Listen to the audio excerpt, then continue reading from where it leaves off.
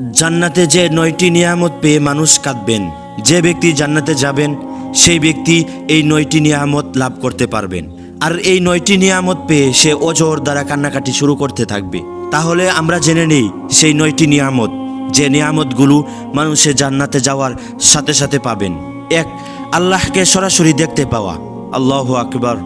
এতদিন আমরা যার ইবাদত করেছি, যার জন্য কোটি কোটি মানুষ তার জীবন দিতে প্রস্তুত, যে মহান রব্বে কারিম এই পৃথিবী সৃষ্টি করেছেন, ওই মহান রব্বে কারিমকে আমরা নিজ চোখে দেখতে পারবো। সুবহানাল্লাহ। 2, আল্লাহর পক্ষ থেকে সালাম পাওয়া। আল্লাহু আকবার। যারা জান্নাতে যাবেন তাদেরকে আল্লাহ তাআলা নিজে সালাম দিবেন আর বলবেন, আসসালামু আলাইকুম ওয়া রাহমাতুল্লাহি ওয়া বারাকাতুহু। হে আমার প্রিয় বান্দা, তুমি কেমন আছো?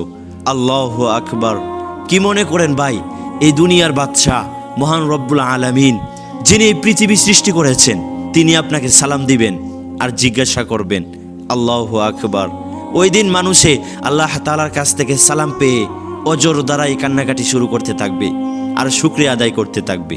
আল্লাহু আকবার। 3, পূর্বের মৃত্যুবরণকারী আত্মীয়দের সঙ্গে পুনরায় দেখা। আপনার দাদা, খালা, মামা, ফুফি, আপনার আত্মীয় স্বজন যারা আপনাদেরকে ছেড়ে অনেক আগে অন্ধকার কবরে চলে গিয়েছিল, তাদেরকে দেখে আপনি কান্নাকাটি শুরু করতে থাকবেন। 4, জান্নাতে দুঃখ কষ্ট সুখ না থাকা। সেই দিন জান্নাতের মধ্যে আপনার কোনো কষ্টই থাকবে না, আর এই সুখে আপনি আল্লাহ তাআলার কাছে কান্না করতে থাকবেন আর শুকরিয়া আদায় করতে থাকবেন। 5, নিজের ছোট আমলের বিপরীতে বিশাল পুরস্কার দেখা।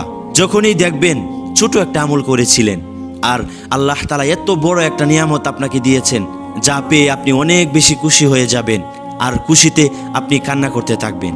6, নবীদের সান্নিধ্য পাওয়া, নবীদের সাথে সাক্ষাৎ পাওয়া। সেদিন আপনার প্রিয় কলিজার টুকরা হযরত মুহাম্মদ মুস্তাফা সাল্লাল্লাহু আলাইহি ওয়াসাল্লামকে আপনি আপনার নিজ চোখে দেখতে পাবেন। সুবহানাল্লাহ। 7, জান্নাতের জন্য প্রস্তুতকৃত পুরস্কার দেখে অভিভূত হওয়া। 8, জান্নাতের পোশাক, অলংকার এবং জান্নাতের সিংহাসনে বসা। ওই দিন জান্নাতের সিংহাসনে বসে আপনি খুশিতে কাঁদতে থাকবেন আর বলবেন, হে আল্লাহ, এত নিয়ামত তুমি আমাকে দিয়েছো।